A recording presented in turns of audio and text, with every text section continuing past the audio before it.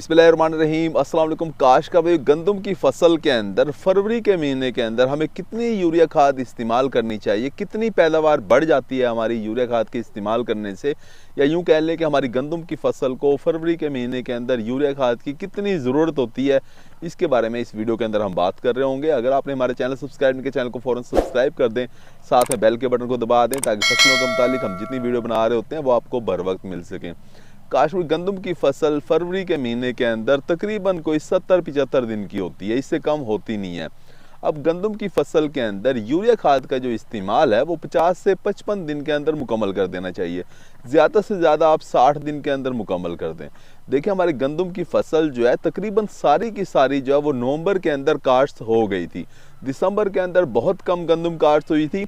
कुछ हमारे काश्तकार थे जिन्होंने मकई के बाद गंदम की फसल काश्त की थी, उन्होंने ज़रूर दिसंबर के अंदर काश्त की थी, लेकिन 90-95% जो हमारे काश्तकार हैं उन्होंने गंदम की फसल नवंबर के अंदर काश्त कर दी थी।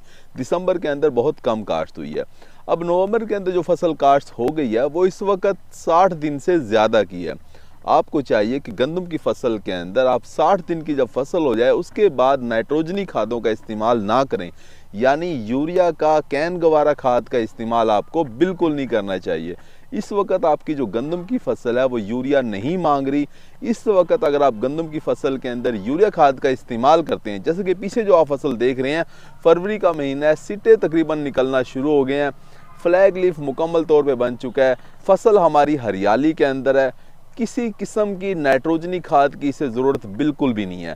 अब अगर आप इसे नाइट्रोजनी खाद यानी कि यूरिया खाद का या कैन गवारा खाद का आप इस फसल के अंदर इस्तेमाल करते हैं तो आपकी फसल जो है वो दाने बनाने की बजाय अपनी बढ़ोतरी की तरफ ध्यान देगी। यानी आप यूरिया खाद या कैन गवारा खाद इस्तेमाल करेंगे, आपकी फसल हरियाली में ज़रूर आ जाएगी, फसल के अंदर चमक ज़रूर आ जाएगी, आपको रिज़ल्ट तो नज़र आ रहा होगा, लेकिन आपकी फसल जो है वो दर हकीकत दाने बनाने की बजाय हरियाली की तरफ चली जाएगी, कद बढ़ाना शुरू कर देगी, अपनी ग्रोथ जो है उसे तेज़ कर रही होगी। जबकि इस वक्त हमें ना तो कद की ज़रूरत है, अगर कद बढ़ जाता है तो आपकी फसल जो है बाद में गिर जाएगी। अगर हरियाली ज़्यादा हो जाती है तो इससे आपका तना कमज़ोर हो जाएगा, इस गंदम के पौधे का तना कमज़ोर हो गया तब भी आपकी गंदम की फसल गिर जाएगी। तो आपको इस वक्त चाहिए कि सारी की सारी ताकत, पत्तों की जो ताकत है, जैसे कि ये फ्लैग लीफ जो निकल आए हैं, इन पत्तों की, इस तने की जो ताकत है वो सारी की सारी सिट्टे की तरफ जानी चाहिए, जिससे आपकी पैदावार बन रही हो। आपको पत्ते नहीं चाहिए, आपको तूड़ी नहीं चाहिए, आपको इसका तना नहीं चाहिए, इसका कद नहीं चाहिए, आपको इसके दाने चाहिए जो कि आपकी असल पैदावार है। अगर आप इस वक्त पैदावार में इजाफा करना चाहते हैं तो भाई बिल्कुल भी आपने नाइट्रोजनी खाद, यूरिया का या कैन गवारा खाद का इस्तेमाल इस वक्त नहीं करना। आपने अगर कोई खाद इस्तेमाल करनी है, कुछ पैसे खर्च करने का आपका इरादा है, तो पोटाश खाद इस्तेमाल करें। हमारे मुल्क के अंदर 1% से भी कम काश्तकार ऐसे होते हैं जो पोटाश खाद का इस्तेमाल करते हैं, लेकिन जो लोग पोटाश खाद इस्तेमाल कर रहे होते हैं वो पैदावार भी ज़्यादा उठा रहे होते हैं। देखें, इस वक्त गंदम का एक खेत है, मैं ज़रा आपको दिखाता हूँ। ये इस गंदम के खेत के अंदर आपको मुकम्मल तौर पे किसी किस्म की नाइट्रोजन की कमी नज़र नहीं आएगी, जबकि वो दूसरी तरफ जो आपको खेत नज़र आ रहा है, हमारे कुछ काश्तकार दोस्तों की फसल इस तरह की भी हो सकती है।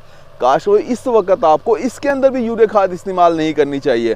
आपको थोड़ी सी पिलाहट ज़रूर नज़र आ रही है, फसल के अंदर कुछ पिलाहट आपको नज़र आएगी, थोड़ी सी कमज़ोरी नज़र आएगी, कुछ टुकड़ों के अंदर पिलाहट नज़र आएगी।